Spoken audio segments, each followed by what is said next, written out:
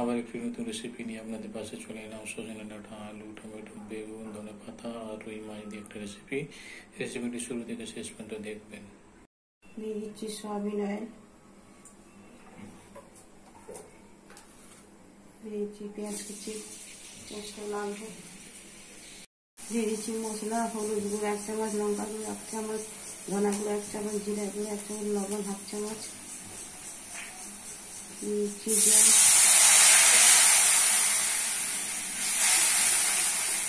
মশলাগুলো ভালো কষে দিতে হবে। মশলা কষা হয়ে গেছে,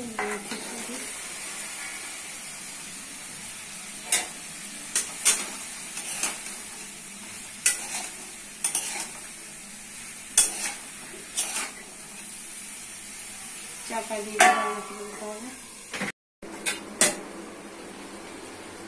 বেগুন, কাঁঠা, আলু দেওয়া হয়ে গেছে, দিয়ে দিচ্ছি টমেটো,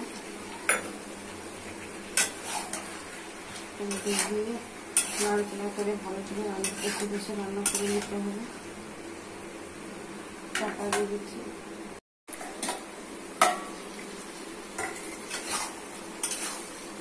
তরকারি কষা হয়ে গেছে, দিয়ে দিচ্ছি জল,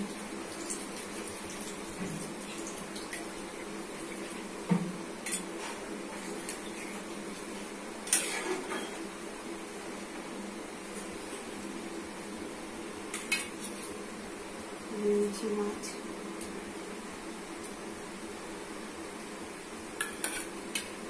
হয়ে গেলে নামতে দেখাচ্ছি। গ্রীষ্মকালে স্পেশাল রেসিপিটি রেডি হয়ে গেছে। কত সুন্দর, কত কালারফুল, কত টেস্টি। বাড়িতে করে খাবেন, পরিবারকে করে খাবেন, একবার হলে করে খাবেন। সঙ্গে থাকবেন, পাশে থাকবেন, সাবস্ক্রাইব করবেন, লাইক শেয়ার করবেন।